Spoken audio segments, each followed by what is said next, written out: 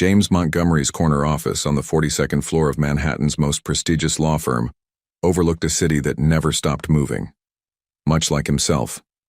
At 38, he had mastered the art of control. Every case won, every deal closed, every aspect of his life perfectly orchestrated. Time was money, and James had plenty of both. That Tuesday afternoon in September started like any other. He straightened his custom-made Italian tie, a habit more than a necessity as he prepared for his final meeting of the day. The Anderson merger would add another 7 figures to his already impressive portfolio. Not that he needed it. His brownstone in the Upper East Side and vacation homes in the Hamptons and Aspen testified to his success. Mr. Montgomery? His assistant's voice crackled through the intercom. The Anderson team is ready in conference room A.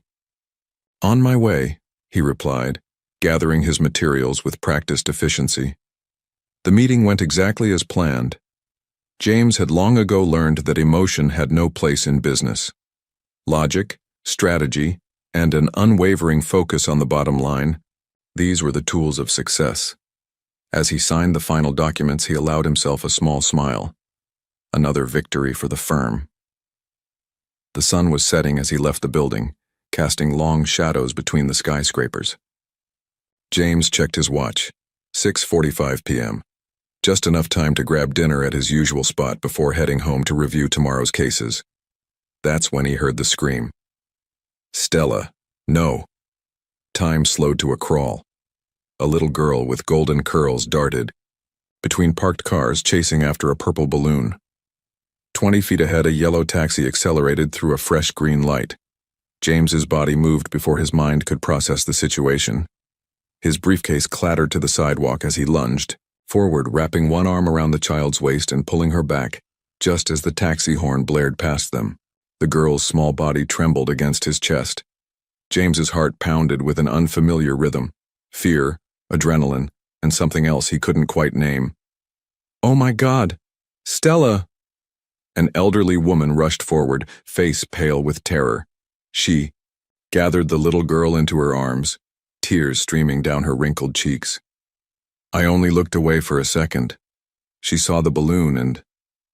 The woman's voice broke as she clutched her granddaughter tighter.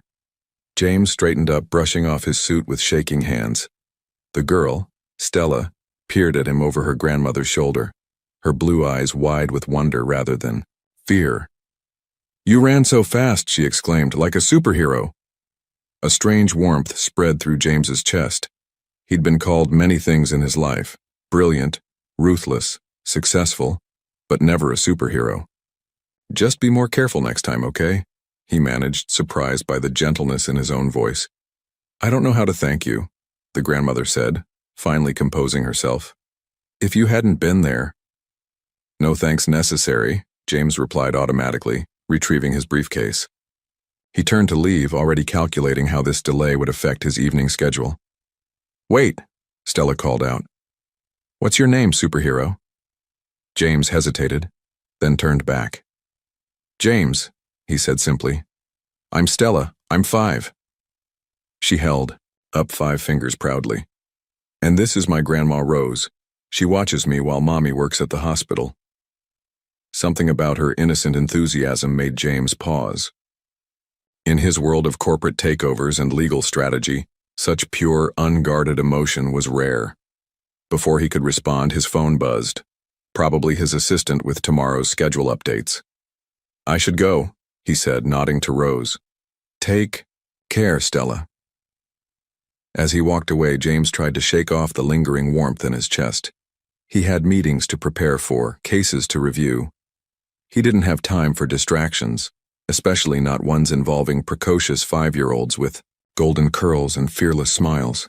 But as he sat in his usual restaurant that evening, picking at his perfectly prepared salmon, James found his thoughts drifting back to the incident, the fear in Rose's voice, the trust in Stella's eyes, the strange feeling that had coursed through him when he held her safely in his arms.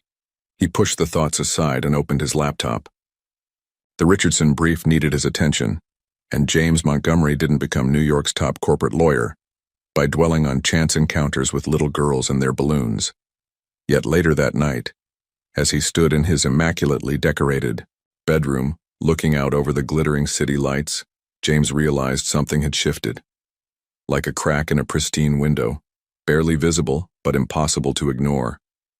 For the first time in years, his carefully ordered world felt somehow incomplete. He just didn't know why. What he couldn't possibly know was that this random Tuesday, this simple act of instinct, would be the day everything changed. The day the universe decided that James Montgomery's perfectly controlled life was due for an unexpected revision. And it would start with a little girl named Stella and lead to someone who would challenge everything he thought he knew about success, happiness, and love. 3 days after the incident with Stella, James found himself irritated by the line at his regular coffee shop. He checked his Rolex, 7:45 a.m. The Wilson case review started at 8:30, and he needed time to prepare. The morning crowd of professionals, clutching their phones and laptops, shifted impatiently around him. "Grande Americano, extra shot," he said when he finally reached the counter, not bothering to look up from his email. "Make that too, Mrs. Patel," a tired voice called from behind him. "And could you grab one of those chocolate chip cookies? The big ones. Stella had a rough night." James's head snapped up at the name. He turned to find a woman in light blue scrubs, her honey brown hair pulled back in a messy bun. Dark circles under her eyes suggested a long night shift, but there was something striking about her face, a quiet strength in her features that made him pause. "Did you say Stella?" The words left his mouth before he could stop them. The woman tensed slightly, maternal instinct flickering across her face. "Yes. Why? About this tall?" He gestured with his hand. "Blonde curls, loves purple balloons?" Recognition dawned in her eyes, followed quickly by disbelief. "You're him, the man who saved her on Tuesday." She shifted her weight, studying him with new interest. "Mom wouldn't stop talking about you. Called you her guardian angel in an expensive suit." James felt an unfamiliar urge to smile. "James Montgomery," he offered, extending his hand. "Madeline Carter." Her handshake was firm, professional. Up close, he noticed her eyes were a deep green, flecked with gold. "I've been wanting to thank you properly. What you did, Mommy." A small whirlwind of energy burst through the coffee shop door, followed by an out-of-breath Rose. "They had my favorite cookie." Stella stopped short when she saw James, her whole face lighting up. "The superhero. Grandma, look." Rose caught up, recognition and warmth spreading across her features. "Mr. Montgomery, what a wonderful surprise." James found himself surrounded by their energy, so different from the calculated interactions of his professional life. Stella tugged at his suit jacket, looking up at him with complete trust. "Do you like cookies?" she asked seriously. "Mom says they make everything better, even when you have to get shots at the doctor." "Stella," Madeline warned gently, but James surprised himself by crouching down to the girl's level. "I haven't had a cookie in a very long time," he admitted. Stella's eyes widened in horror. "Mommy, can we share with him, please?" Madeline hesitated, and James saw something vulnerable flash across her face. "I'm sure Mr. Montgomery is very busy." "James," he corrected, standing up, "and I have a few minutes." Another lie. The Wilson case wouldn't review itself. They found a small table by the window. Rose excused herself to run errands, leaving them in a moment that felt strangely intimate for 8 a.m. in a Manhattan coffee shop. Stella broke her cookie carefully in half, presenting the larger portion to James with solemn ceremony. "It's chocolate chip," she informed him. "The best kind." James accepted it gravely, watching as Madeline tried to wipe chocolate from her daughter's cheeks. There was something mesmerizing about their interaction, the gentle corrections, the shared smiles, the obvious love between them. "So," Madeline said, finally settling back with her coffee. "Guardian angel lawyer, huh?" "Corporate law," he clarified. "Nothing quite so heroic." Still, not everyone would have reacted so quickly. She met his eyes directly. "Thank you." "Really? What about you?" he asked, genuinely curious. "Night shift at Presbyterian," I'm a pediatric nurse. She smiled tiredly. Not quite as glamorous as corporate law, but it has its moments. Mommy makes kids feel better, Stella contributed proudly. She gives them special stickers when they're brave. James watched Madeline's face soften at her daughter's words, something twisted in his chest, an emotion he couldn't quite name. That sounds more important than anything I do. Madeline's eyes flickered to his, surprised by his sincerity. For a moment neither spoke, caught in a strange current of understanding. His phone buzzed, shattering the moment. 8:15, the Wilson case. I should go, he said, standing reluctantly. Thank you for the cookie, Stella. Will we see you again? Stella asked, chocolate smeared across her chin. James looked at Madeline, seeing his own uncertainty reflected in her eyes. I come here most mornings, he said carefully. Madeline nodded, something guarded in her expression. We'll see you around then. As he walked to his office, James found himself thinking about the way Madeline's hand had brushed her daughter's hair back, the gentle authority in her voice, the hint of vulnerability when she thanked him. It was distracting. The Wilson case demanded his attention, but his mind kept drifting to green eyes flecked with gold and the taste of chocolate chip cookies. His carefully ordered world had developed another crack, and this one felt dangerous. That evening, as he sat in his silent penthouse reviewing contracts, James realized he couldn't remember the last time he'd shared a meal with anyone, let alone a cookie with a 5-year-old. His life was exactly as he'd built it, successful, controlled, solitary, so why did it suddenly feel empty? He thought of Madeline's tired smile, the way she'd looked at her daughter, the obvious love between them, messy and real and alive in a way his own existence wasn't. James Montgomery had built his career on reading people, on calculating risks and rewards. He knew he should walk away. Single mothers with precocious daughters weren't part of his life plan. They were complicated, messy, emotional, everything he'd spent years avoiding. But as he stared at the city lights, James found himself wondering what time the coffee shop opened tomorrow morning, and for the first time in his adult life he had no idea what that meant. The next 2 weeks fell into an unspoken pattern.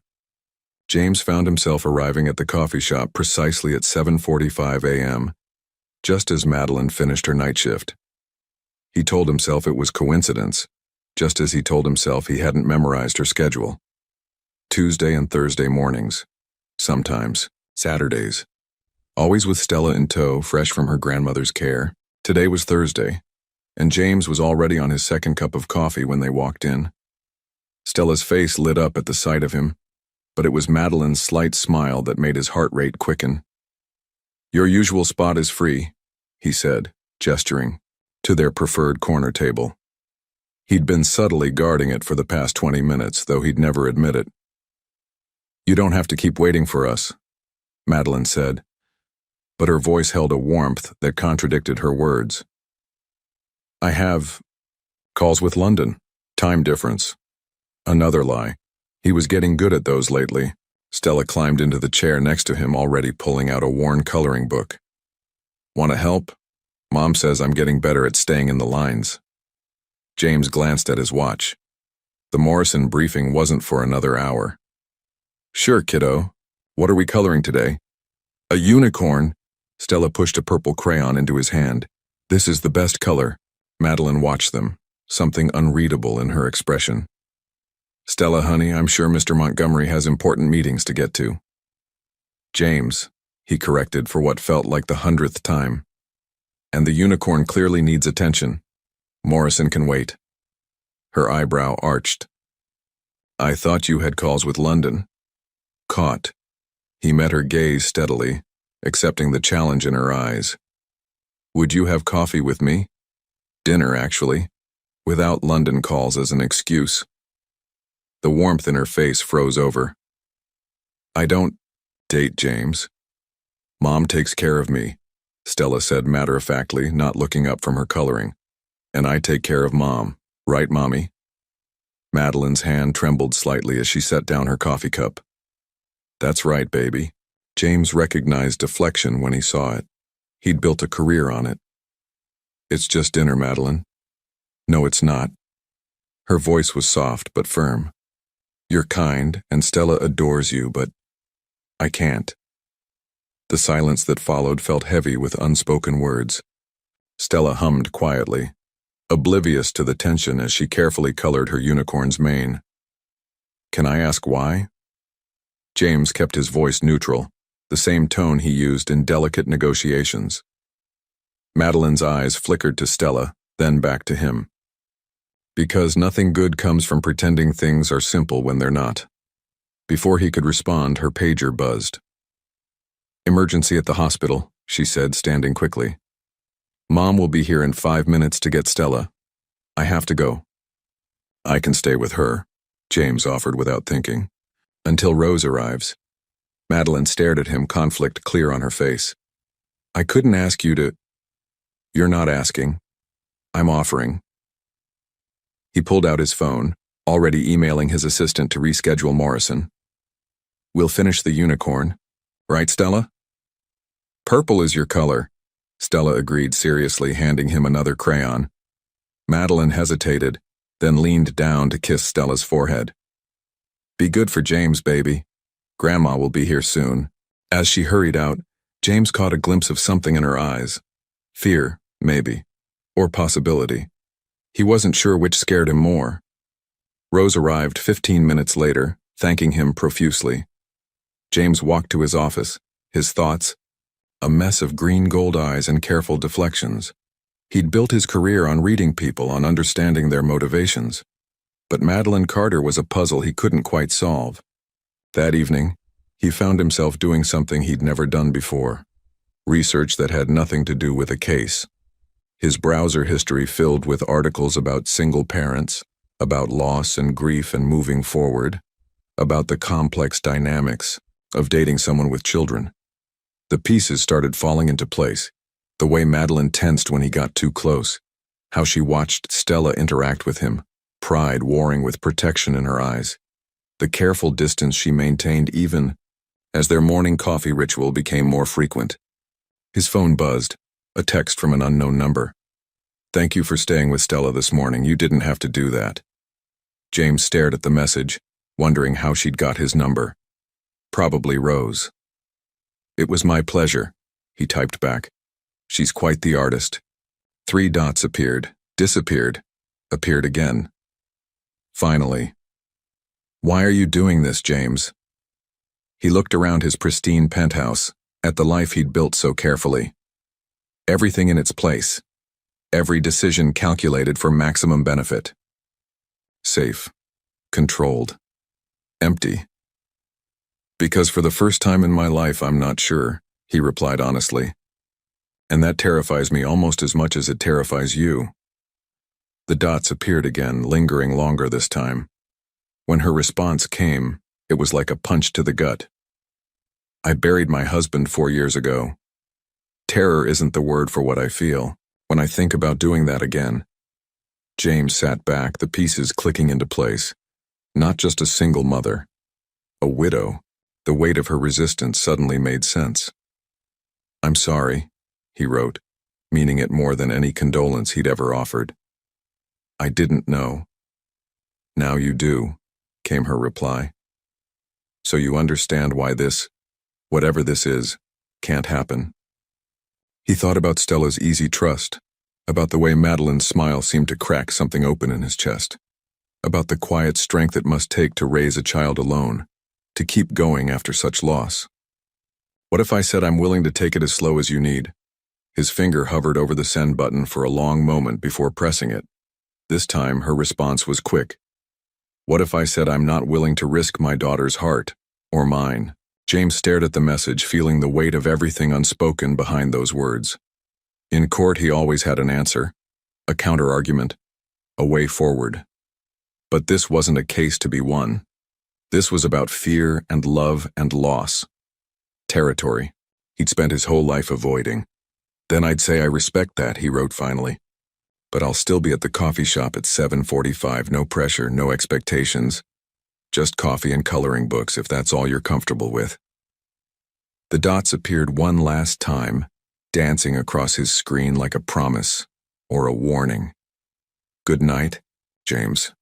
He set the phone down, walking to his floor-to-ceiling windows. The city sparkled below, millions of lives intersecting in countless ways. Somewhere out there, a pediatric nurse was probably tucking her daughter into bed, carrying the weight of loss and love and responsibility on her shoulders. For the first time in his life, James Montgomery wanted to share someone else's burden. He just had to figure out how to prove he was strong enough to help carry it.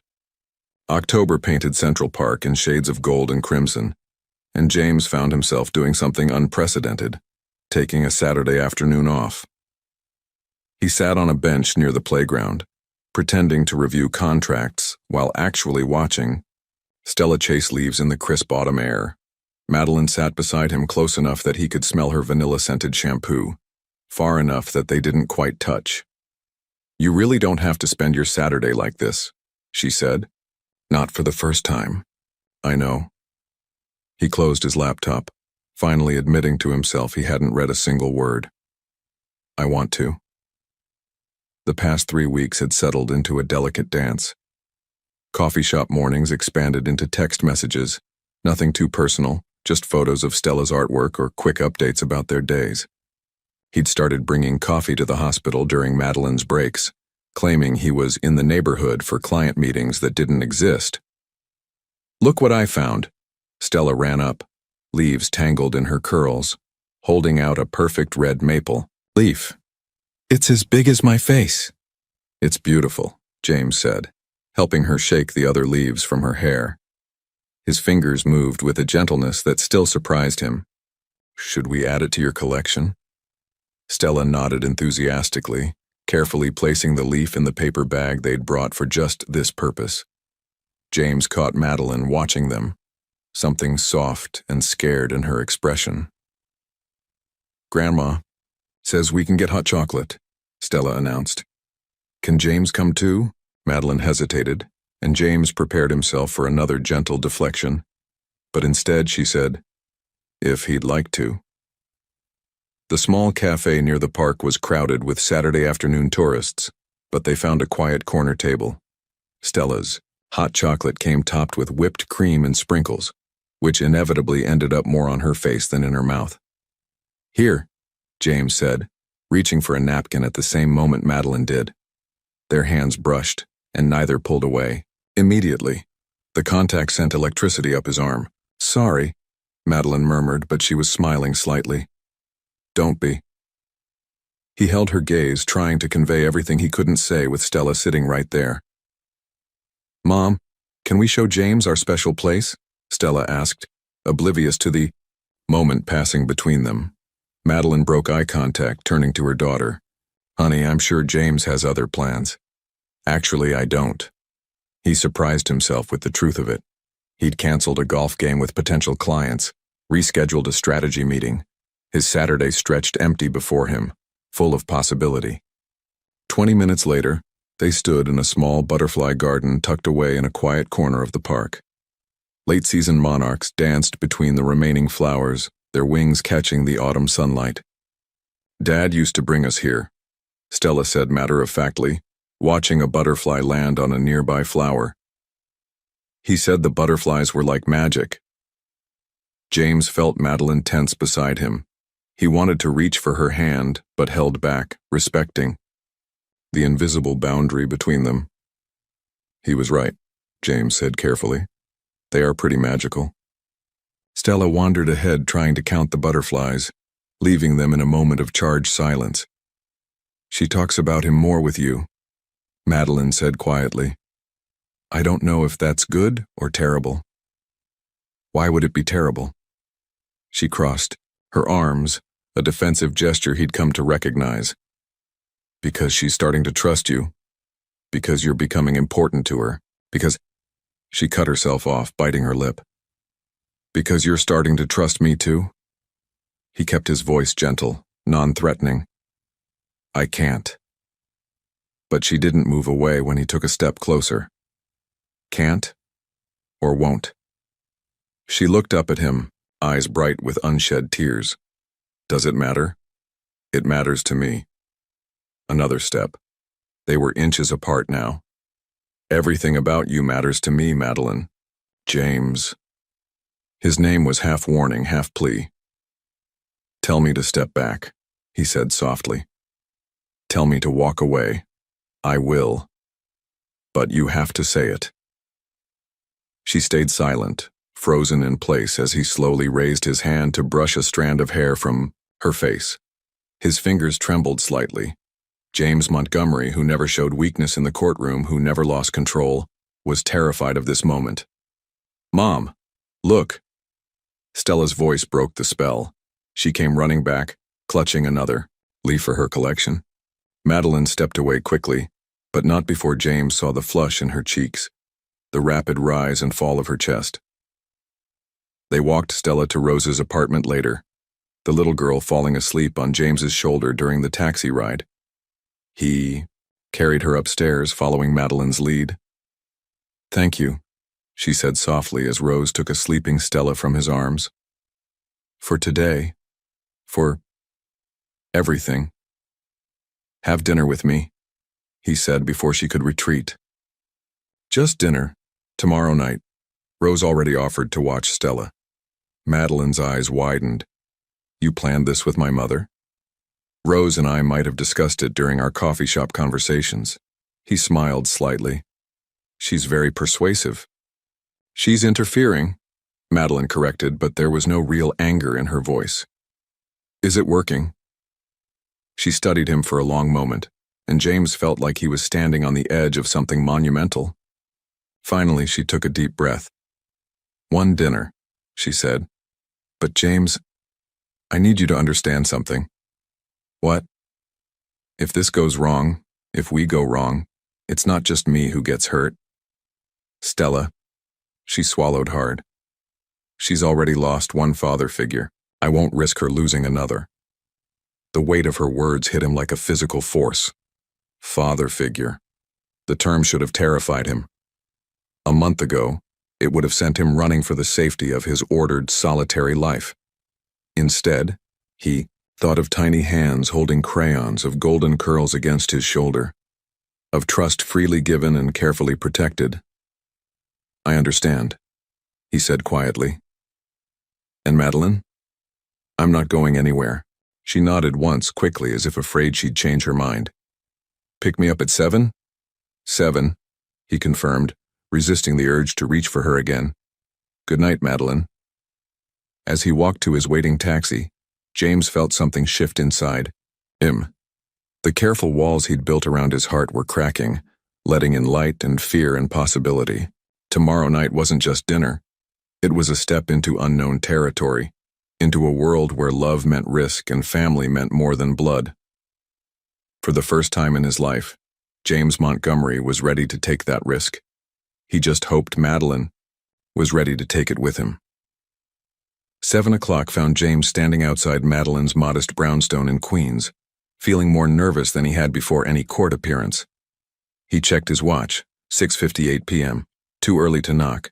He'd spent 30 minutes circling the block, not wanting to appear too eager. The door opened before he could knock. Madeline stood there in a simple navy blue dress, her honey brown hair falling in soft waves around her shoulders. James forgot how to breathe for a moment. Were you planning to stand there all night? She asked, a hint of amusement in her voice. I was aiming for fashionably prompt. He held out a small bouquet of white gardenias. These reminded me of you. They're beautiful. She took them, their fingers brushing. Come in for a moment. I should put these in water. The apartment was modest but warm, filled with photographs and children's artwork. A far cry from his sterile penthouse. Stella's toys were neatly organized in colorful bins, and textbooks on pediatric nursing sat beside fairy tale collections on the bookshelf. This is home, Madeline said softly, noticing his observation. There was a slight defensiveness in her tone. It's perfect, he replied honestly. It feels lived in, loved. She relaxed slightly, arranging the flowers in a glass vase. Where are we going tonight? I thought we'd try something different. He held out his hand. Do you trust me? Madeline stared at his outstretched hand for a long moment. I'm trying to, she finally admitted, placing her hand in his. Instead of the high-end restaurants he usually frequented, James drove them to a small Italian place in Little Italy. Strings of lights twinkled overhead in the courtyard, and the smell of fresh herbs and garlic filled the air. "This isn't what I expected," Madeline said as they were seated at a corner table. "Let me guess. You thought I'd choose somewhere, with crystal chandeliers and wine lists longer than legal briefs?" She laughed, the sound making his heart skip. The thought had crossed my mind. "This place," he paused, debating whether to share the truth. "My parents used to bring me here before they died. It's one of the few memories I have of them actually being happy together." Madeline's expression softened. "I didn't know you'd lost them." "Car accident, I was 12. He hadn't talked about this in years. My uncle raised me after that. Taught me that success was the only protection against loss. Emotions were weakness. Love was a liability."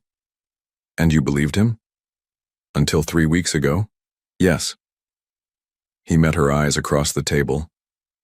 "Then I met a little girl with golden curls, and her mother with impossible green eyes, and suddenly none of those rules made sense anymore." Madeline's hand trembled as she reached for her water glass. "James, I'm not trying to pressure you," he said quickly. I want you to know that I understand loss. Maybe not the same way you do, but I understand being afraid to let people in." The waiter arrived with wine and fresh bread, giving them both a moment to collect themselves. When he left, Madeline took a deep breath. "Daniel, my husband, he was a kindergarten teacher," she said quietly. "He loved children more than anyone I've ever known. When we found out about Stella," she smiled sadly, "I'd never seen anyone so excited to be a father." James stayed silent, letting her continue at her own pace. The accident happened on a Tuesday. He was picking up supplies for Stella's first birthday party. A drunk driver ran a red light. Her voice cracked slightly. "1 minute I was planning a party, the next I was planning a funeral." Without thinking, James reached across the table, taking her hand. This time, she didn't pull away. "How did you do it?" he asked softly. "Keep going?" "I had to. Stella needed me." She squeezed his hand. "She saved me, really. Gave me a reason to get up every morning, to keep breathing, to find joy again." "She's extraordinary," James said. "Like her mother." Madeline's eyes filled with tears, but she smiled. "Smooth talker. Honest talker." He rubbed his thumb across her knuckles. "I know I'm not Daniel. I'm not trying to be. But Madeline, what I feel for you, for Stella, it's real, and it terrifies me as much as it terrifies you." "Why?" "Because for the first time in my life, I want something more than success. More than control. More than safety." He took a shaky breath. "I want morning coffee with bedhead Stella and exhausted but beautiful you. I want purple crayons and butterfly gardens and the mess and chaos and joy of it all." A tear slipped down Madeline's cheek. "You make it sound so simple." "It's not simple. It's probably the most complicated thing I've ever wanted." He wiped her tear away gently. "But I think it could be worth it if you're willing to try." The waiter returned with their food, but neither moved to eat. They sat in charged silence, years of carefully constructed walls crumbling between them. Finally, Madeline spoke. "Stella asks about you when you're not there. She started drawing you into her family pictures." James's heart clenched. "And how do you feel about that?" "Scared, hopeful, guilty." She met his eyes. "Daniel will always be her father. Always. I know." He squeezed her hand. "I'm not trying to replace him. I just want a chance to build something new. With both of you." Madeline was quiet for a long moment, then a small smile touched her lips. "You know, for a corporate lawyer, you're surprisingly good with words. Only when they matter." He brought her hand to his lips, kissing it softly. "And you matter, Madeline Carter. You and Stella matter more than anything." They ate their dinner slowly, sharing stories between bites. Madeline told him about her first date with Daniel, about Stella's birth, about the small moments that made up a life. James shared memories of his parents, of law school dreams, of the emptiness of success without connection. Later, as they walked through the lamp-lit streets, Madeline slipped her hand into his. "Thank you," she said softly. "For what?" "For being patient, for understanding, for—" She stopped walking, turning to face him. "For making me want to be brave again." James looked down at her, at the strength and vulnerability in her eyes, at the slight tremble of her lips.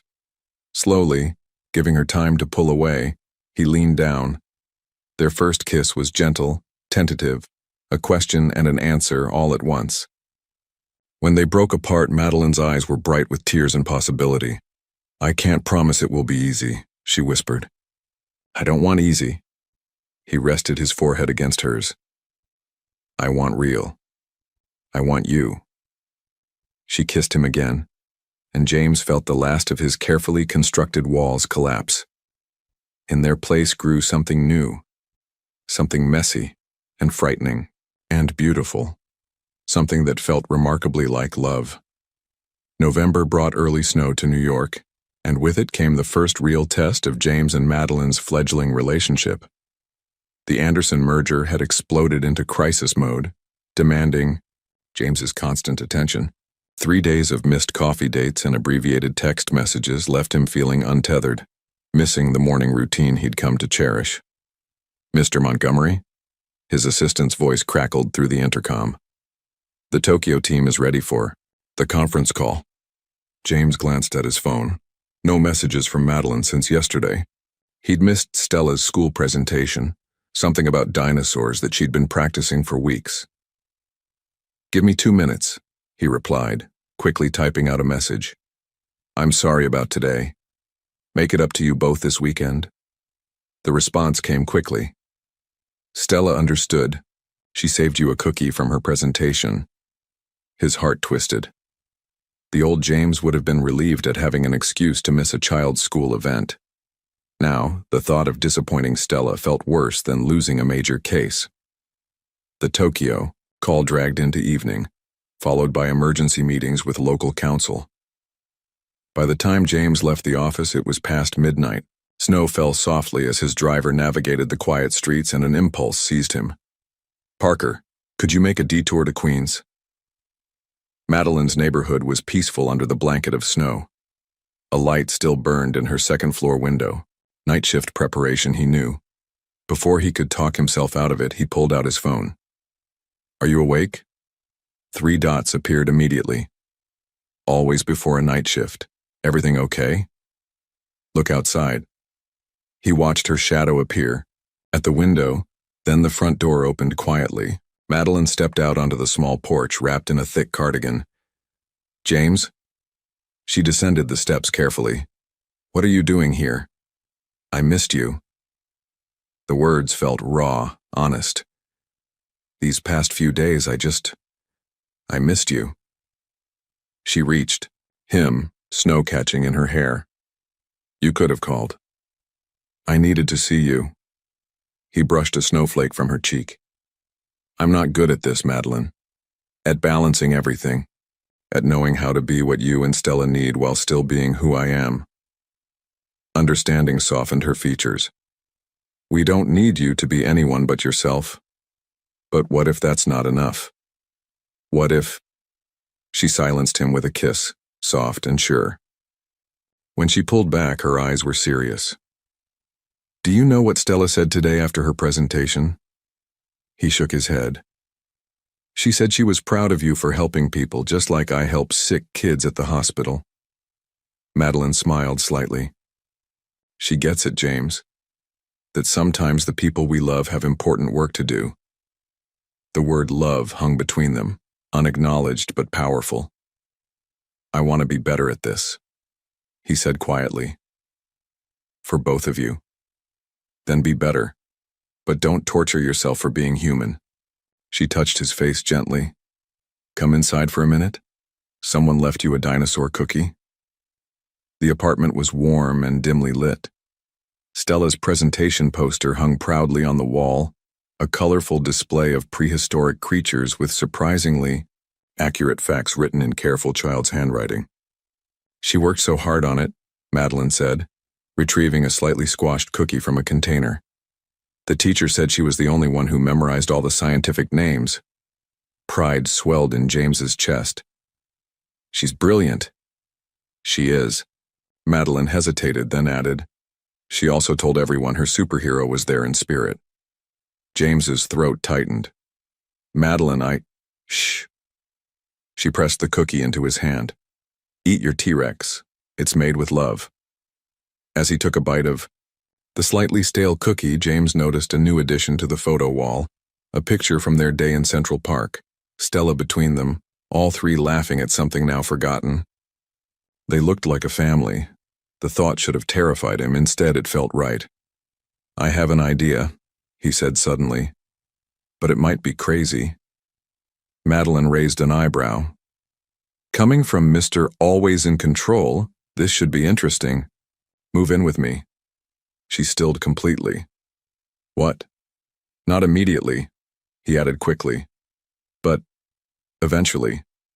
My penthouse is closer to Stella's school, closer to the hospital. There's a great room for her, views of the park. We could… James. Her voice was gentle but firm. Breathe. He ran a hand through his snow-damp hair. Too fast? Maybe a little. But she was smiling. Let's try something smaller first. Like what? Like dinner tomorrow night. Here, with Stella. No suits, no business calls, just us. The simplicity of it caught him off guard. I'd like that. And maybe. She bit her lip. Maybe you could stay over sometimes. When you're working late. When you don't want to go all the way back to Manhattan. Really? Really? She stepped closer, wrapping her arms around his waist. But James? We take it slow. For Stella's sake. He held her close, breathing in the vanilla scent of her hair. I can do slow. A comfortable silence fell between them, broken only by the soft tick of the kitchen clock. Outside, snow continued to fall, transforming the city into something magical and new. I should go, James said finally. You need to get ready for your shift. Madeline walked him to the door, but before he could leave, she caught his hand. Thank you for coming tonight. Thank you for the cookie and for understanding. She kissed him softly. We're figuring this out together, okay? No pressure, no rushing, just together. As James walked back to his car, he felt lighter, despite the late hour and the crisis waiting at the office. His phone buzzed, a message from Madeline. Check your briefcase tomorrow morning, someone slipped in a surprise. The next day, he found a carefully folded paper dinosaur tucked between his legal briefs, decorated with purple crayon and glitter. Across the bottom, in Stella's handwriting, To my superhero, love, Stella. James sat at his desk, holding the delicate creation, and realized something profound. Success wasn't about control anymore. It was about finding the courage to let love make a mess of your perfectly ordered life. And for the first time, he was ready to embrace the chaos. December arrived with glittering frost and holiday anticipation. James had settled into a new rhythm, one that involved bedtime stories and morning rushes to school, impromptu dinner dates and late-night conversations. His penthouse gathered dust while he spent more and more time in Queens, learning the beautiful chaos of family life. Tonight he sat at Madeline's kitchen table, reviewing case files while Stella worked on her homework beside him. The domesticity of it still surprised him in the best possible way. James? Stella's voice pulled him from a contract review. What's another word for happy? He set down his pen. How about joyful or delighted? Perfect. She scribbled in her notebook. I'm writing about Christmas. The mention of the holiday made James's stomach twist. He hadn't told them yet about the Tokyo deal, how it would require him to be abroad for 2 weeks, including Christmas. He'd been putting it off, dreading their disappointment. "Speaking of Christmas," he began, but Madeline burst through the front door, still in her scrubs, face pale. "Mom?" Stella looked up, instantly alert to her mother's distress. "Baby, could you go to your room for a few minutes? I need to talk to James." Stella gathered her homework, throwing worried glances over her shoulder as she left. James stood, reaching for Madeline. "What's wrong?" She sank into a chair, hands trembling. "They're closing the pediatric ward." "What?" He knelt beside her. "When?" "January, budget cuts." Her voice cracked. "They're transferring some staff to other departments, but most of us, we have to find new positions, and in this market," James's mind raced. "I have contacts at Presbyterian Mount Sinai." "James." She touched his cheek. "There's more." His heart sank. "Tell me." "There's an opening. A good one.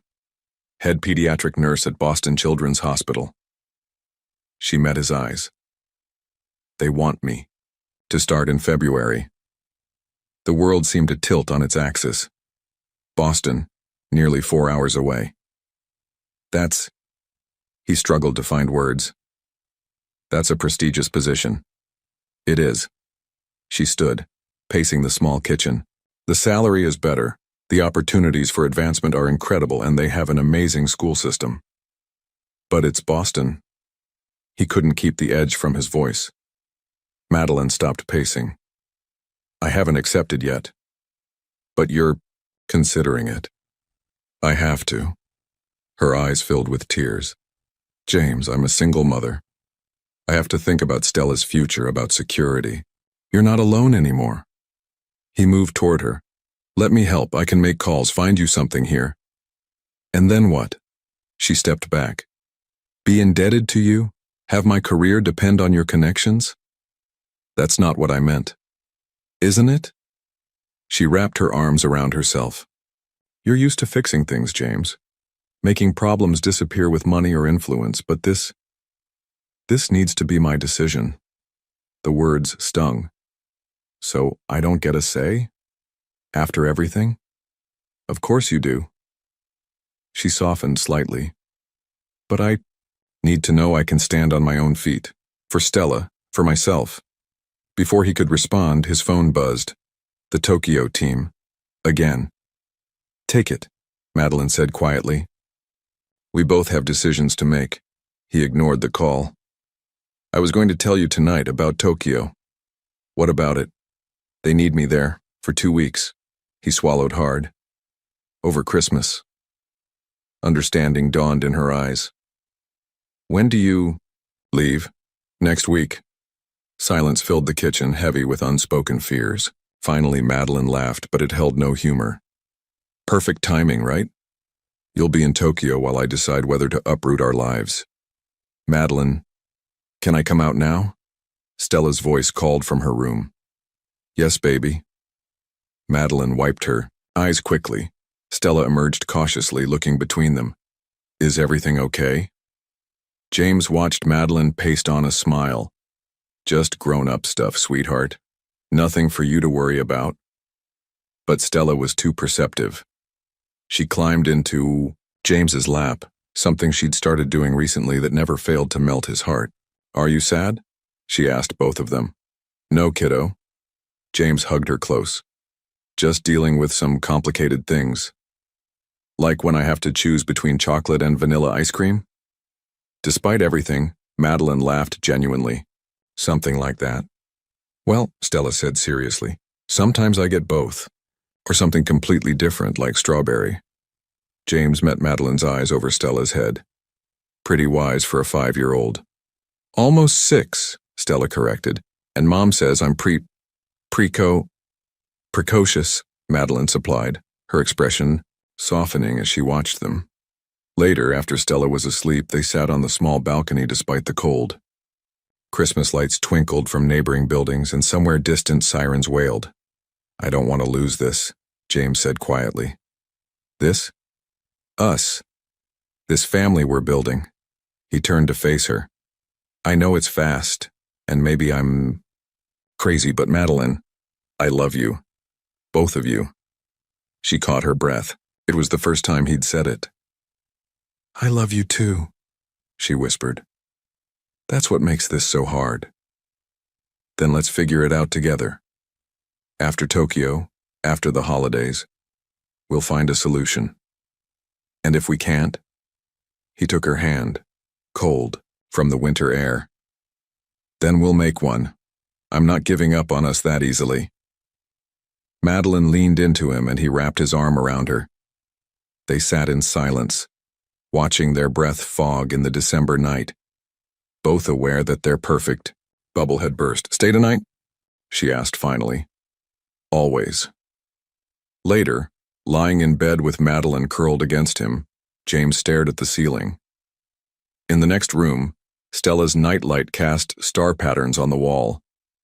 His Tokyo itinerary sat unopened in his email, and somewhere in Boston, a job offer waited for Madeline's answer. For the first time since meeting them, James felt truly afraid. Not of commitment or of love, he'd conquered those fears. No, he was afraid of losing the very thing he'd never known he wanted. This small, perfect family that had claimed his heart. As if sensing his thoughts, Madeline stirred in her sleep, moving closer. James held her tighter, making a silent promise to the darkness. He would fight for them. No matter what it took, he would find a way to keep his family together. The question was, would love be enough? Tokyo's skyline glittered through James's hotel window, a maze of lights that couldn't compete with the Christmas decorations back home. He checked his phone, 3 a.m. in Japan, 1 p.m. in New York. Right on schedule, his video call connected. James. Stella's face filled the screen, nose pressed too close to the camera. Look what I made. She held up a construction paper Christmas tree decorated with glitter and photos. In the center, she'd placed the picture from Central Park, their first real family photo. It's beautiful, sweetheart. His throat tightened. Are you being good for your mom? Always. Stella's grin turned mischievous. Mom's been sad, though. She misses you. The camera shifted, and Madeline appeared, looking tired but beautiful. Stella, honey, remember what we said about private conversations? Sorry. But she didn't look sorry at all. Can I show James my room at Grandma's? As Stella bounced away with the phone, Madeline's voice came through softly. She's staying with Mom while I do hospital interviews. James's chest tightened. 1 week into his Tokyo trip and everything felt like it was slipping away. How did Mount Sinai go? Good, actually. They're interested, but... She trailed off. But Boston's offer is better. Yeah. They hadn't really discussed it since that night in her kitchen. The uncertainty hung between them, made worse by the physical distance. Mom! Stella called from off-screen. Can I open one of my presents early, please? Nice try, young lady. Madeline managed a small smile. 5 more days until Christmas. 5 days. James would still be in Tokyo, missing their first Christmas together. The thought was almost unbearable. I should go, he said reluctantly. Early meeting with the legal team. James? Madeline's voice stopped him before he could disconnect. I wish you were here. Me too. He touched the screen gently. More than you know. After the call ended, James stood at the window, watching the pre-dawn city below. The Tokyo deal was nearly complete, his biggest career achievement to date. Yet somehow, it felt hollow compared to what he might lose. His phone buzzed with a text from Madeline. Check your email. There's something you need to see. Curious, he opened his laptop. The email contained a video file, apparently recorded that morning. He pressed play. Stella appeared, sitting at her little desk, looking serious. Hi, James. Mom helped me make this because I have something important to ask you. The camera panned to show her desk covered in drawings, dozens of them. Each showed the same scene. Stella, Madeline, and James standing together, usually with a house in the background. See these? Stella held up several pictures. This is my family, but... She bit her lip. suddenly shy. But I was wondering if maybe you could be my dad. Not instead of my first dad, she added quickly, but like an extra dad. Mom says some kids are lucky enough to have two. James sank into a chair, his heart pounding. You don't have to answer right away, Stella continued. Mom says it's a big question, but I really want you to stay with us forever. And she leaned closer to the camera, whispering, Mom wants that too, even though she's scared. The video ended, with Stella blowing a kiss to the camera. James sat in the dark hotel room overwhelmed by emotion. After a long moment, he pulled out his phone. I saw it, he texted Madeline. 3 dots appeared immediately. She insisted on making it. I hope it wasn't too much. It was perfect, but Madeline, are you sure? About letting her ask? Yes. About everything else? I'm terrified. James took a deep breath, then did something unprecedented. He called his assistant in New York. Clara, I need you to cancel everything for the next 3 days and get me on the next flight home. 20 hours later, James stood outside Madeline's apartment, snow falling gently around him. It was just past midnight on December 21st. He knocked softly, knowing she'd be awake before her night shift. The door opened and Madeline froze, eyes wide. James? What?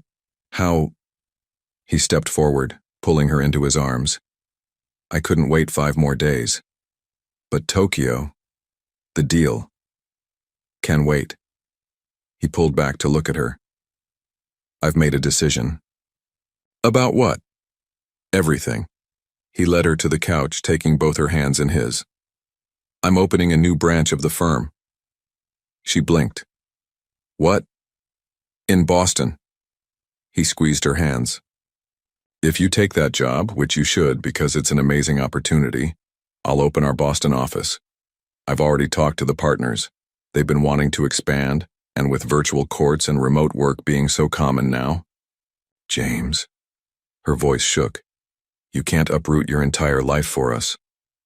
That's where you're wrong. He touched her face gently. You and Stella are my life now. The rest is just logistics.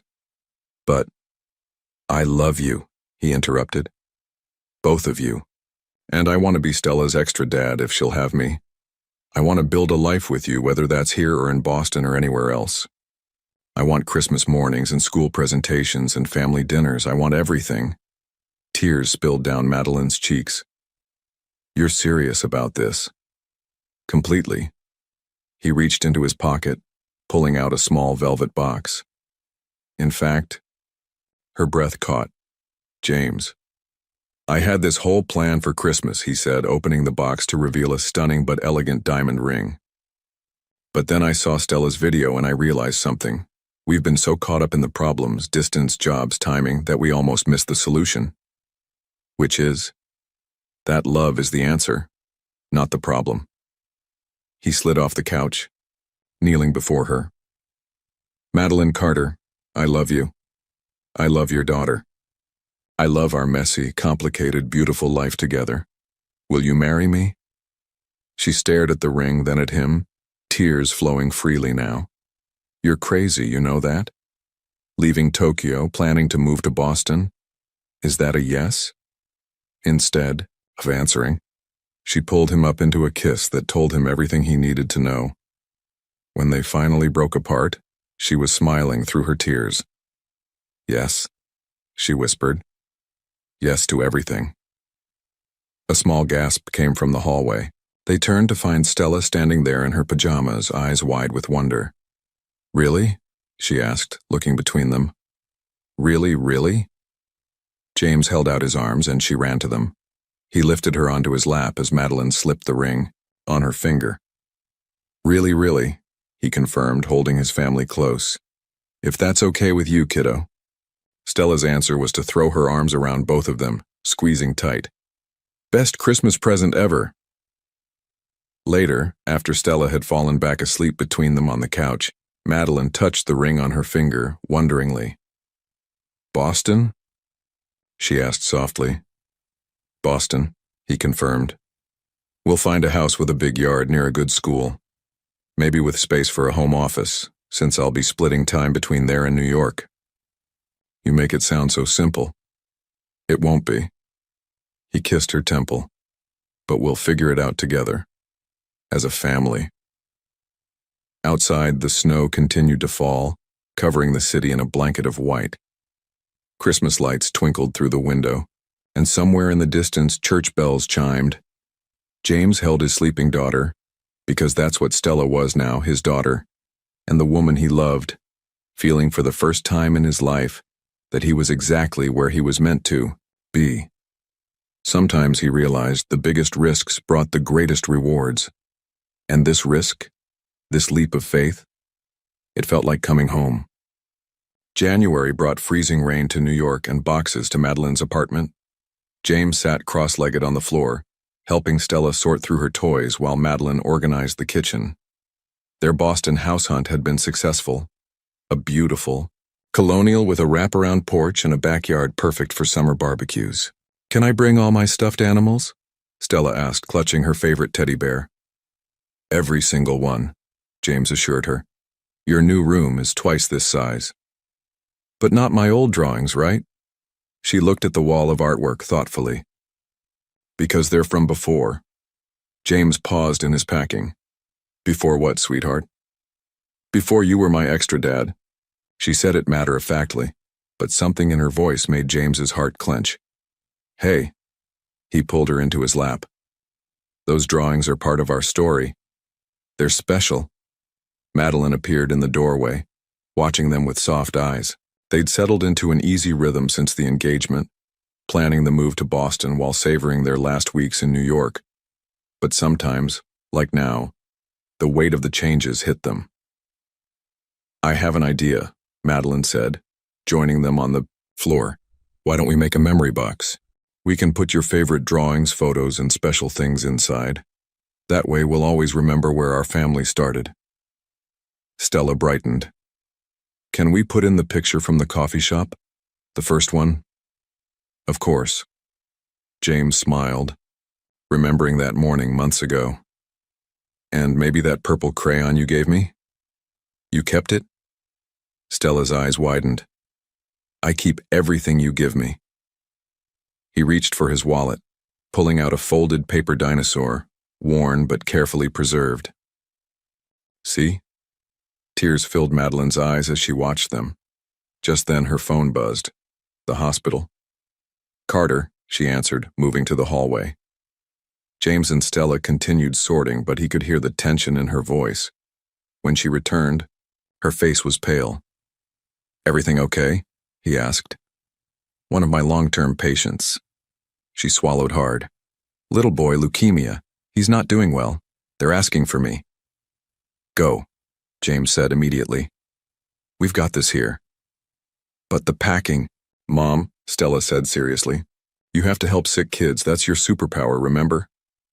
Madeline knelt, hugging Stella tight. When did you get so wise?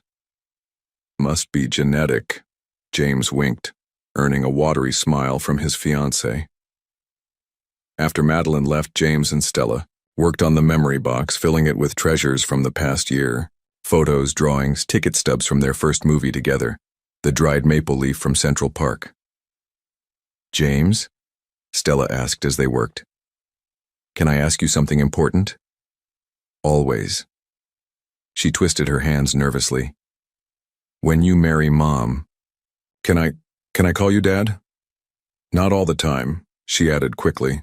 Just sometimes, when it feels right. James felt his throat close up. Come here, kiddo. She climbed into his lap, fitting perfectly against his chest. Is that okay? It's more than okay. He kissed the top of her head. It's perfect, but only when you're ready, and only if you want to. I want to. She played with his tie, something she did when thinking hard. I talked to Dad about it, James stilled. You did? At the butterfly garden. Mom takes me there to talk to him sometimes. She looked up at James, her eyes serious. I asked if it was okay to love you too. And you know what? What?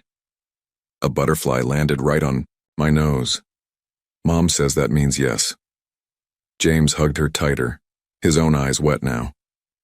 Your dad was a very special person, and I promise you I'll do my best to be worthy of being your extra dad.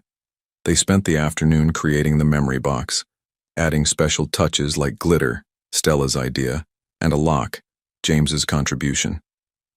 When Madeline returned that evening, exhausted and emotional, they were waiting with hot chocolate and cookies. He's gone, she said simply, sinking onto the couch. Sweet little Oliver. James held her while she cried, Stella curled up on her other side. This was family too, he realized, sharing the hard moments, carrying each other's pain. Later that night, after Stella was asleep, they sat among the half-packed boxes, leaning on each other. I've been thinking, James said quietly. Dangerous. Habit. He smiled against her hair. What if we set up a foundation, in Oliver's name, for pediatric cancer research? Madeline sat up, looking at him. Really? Really? Between my connections and your medical expertise, we could make a difference. He took her hand, running his thumb over her engagement ring. It could be our first project together in Boston. Fresh tears filled her eyes, but these were different. Have I told you lately that I love you? You might have mentioned it. He kissed her softly, but I never get tired of hearing it. Dad? Stella's voice came from her bedroom. Can you check for monsters? The boxes are making weird shadows. They both froze at her use of the word. Then Madeline smiled, squeezing his hand. Go on, Dad. Duty calls. James walked to Stella's room, his heart so full it hurt. She was sitting up in bed, clutching her teddy bear. No monsters allowed in Boston, he told her, making a show of checking the closet and under the bed. House rule. She giggled, then grew serious. I called you Dad. Was that okay? More than okay. He sat on the edge of her bed. It was the best moment of my life. Even better than when Mom said she'd marry you. Tied for first place. He tucked her in, smoothing back her curls. Get some sleep, sweetheart. Big day tomorrow. James? She caught his hand as he stood. I'm glad you're my extra dad. Me too, kiddo. He kissed her forehead. Me too. When he returned to the living room, Madeline was holding the memory box, looking through its contents. She called me Dad, he said, still amazed. I heard. She set down the box, pulling him close. You okay? Better than okay. He rested his forehead against hers. I'm perfect. And he was.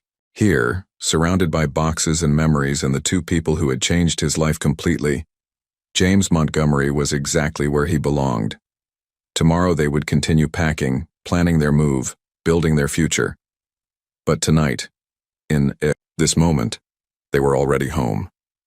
Spring blossomed in Boston, painting their new neighborhood in shades of pink and white.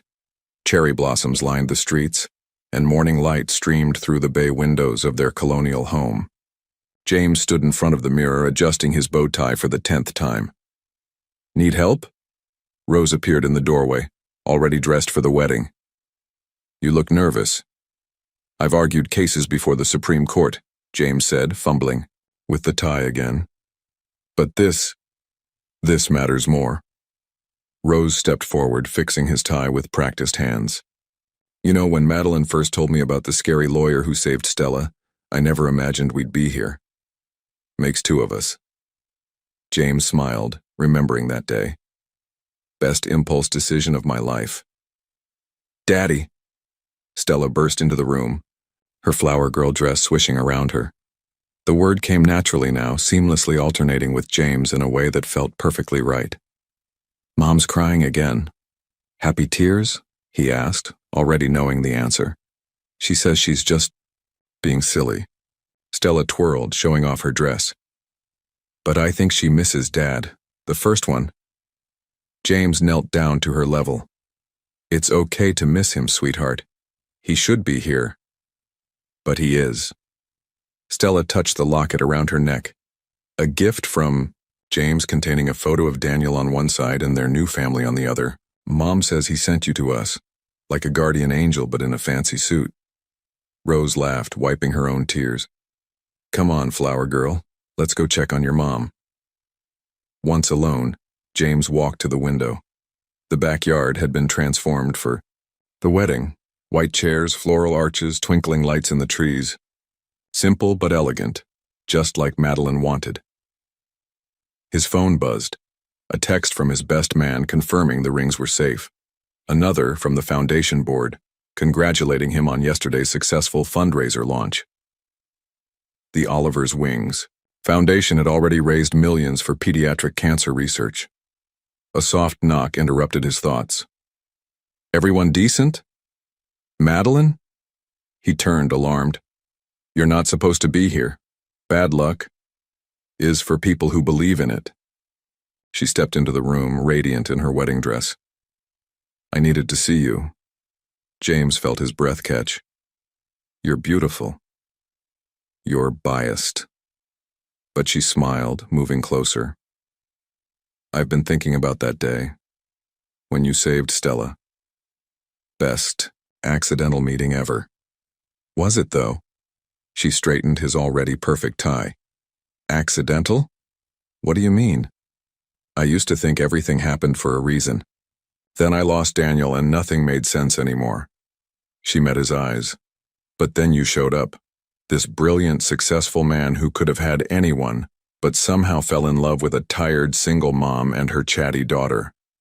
Best decision I ever made. See? She touched his face gently. Maybe it wasn't an accident. Maybe we were always meant to find each other. James pulled her close, breathing in her familiar vanilla scent. Your mascara's going to run. Worth it. She kissed him softly. I love you, James Montgomery. I love you too. He wiped a tear from her cheek. Even though you're breaking all kinds of wedding traditions right now. A commotion in the hallway made them jump apart. Mom, Stella's voice carried through the door. Grandma says you're not supposed to see Daddy yet. They laughed, caught like teenagers. Go, James whispered, before we scandalize the whole wedding party. See? You at the altar. Madeline kissed him once more, quick and sweet, then slipped out. An hour later, James stood under an arch of cherry blossoms as string music filled the air. The guests, a mix of New York lawyers, Boston medical staff, and family friends, turned as the music changed. Stella came first, scattering rose petals. With careful precision. She caught James's eye and winked, their secret signal for special moments. Then Madeline appeared on Rose's arm, and the world seemed to stop. She walked toward him through the falling cherry blossoms, and James felt his heart expand with a love so profound, it almost hurt. The ceremony passed in a blur of emotions. They had written their own vows, James promising to love both his girls forever, Madeline making him tear up with her words about second chances and fate disguised as accidents. But the moment that would stay with him forever came during the ring exchange. Wait, Stella said suddenly, standing up from her front row seat. She pulled out a carefully folded paper from her dress pocket. I wrote something too. The officiant nodded, and Stella stood between them, unfolding her paper with trembling hands. Dear Mom and Dad, she began, her voice clear and strong. Thank you for showing me that love is bigger than sadness, that families can grow in different ways, that sometimes the best gifts come from accidents, like when Dad saved me from the taxi. James felt Madeline's hand tighten in his as Stella continued. Mom, thank you for being brave enough to love again. And Dad, my extra, bonus, wonderful Dad, thank you for loving us exactly as we are. She looked up at them, eyes shining. I promise to be the best daughter ever, to both my dads, and to always believe in superheroes in fancy suits. There wasn't a dry eye in the garden. James lifted Stella into his arms, holding her close as Madeline wrapped them both in a hug. I love you, he whispered to both of them. My perfect, amazing family. The reception was a joyous celebration. full of laughter and dancing. James twirled Stella until she was dizzy, slow danced with Madeline under the stars, and even managed a teary dance with Rose, who officially welcomed him to the family. Later, as the party wound down, they sat on their porch swing, watching the last guests leave. Stella had fallen asleep on James's lap, still clutching her flower basket. "Happy?" Madeline asked, leaning her head on his shoulder. James looked at his sleeping daughter, at his beautiful wife, at the home and life they'd built together. "Beyond happy. This is everything I never knew I wanted." Funny how life works out. She played with her rings. Her new wedding band, nestled perfectly against her engagement ring. One moment you're a successful lawyer who doesn't need anyone. The next you're wrapped around the finger of a 5-year-old with golden curls. "Almost 7 now," Madeline corrected. Time flies. Speaking of time, James took a deep breath. "There's something I've been wanting to discuss." "Oh? What would you think about making our family a little bigger?" Madeline sat up, looking at him with wide eyes. "James Montgomery, are you suggesting what I think you're suggesting?" "Maybe." He smiled, nervous but excited. "Stella's been asking for a sibling. Have you two been plotting behind my back?" "Maybe a little." He kissed her temple. "What do you think?" Madeline was quiet for a moment, then smiled. "I think that love has a funny way of expanding to fill whatever space we give it. Is that a yes?" Instead of answering, she kissed him, soft and sweet and full of promise. Above them, stars twinkled in the spring sky.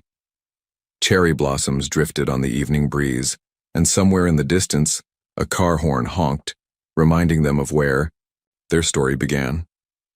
James held his family close, marveling at how perfectly they fit together. From that first moment of instinct on a New York street to this quiet evening on their Boston porch, their love story had been anything but conventional. But then again, the best stories usually weren't.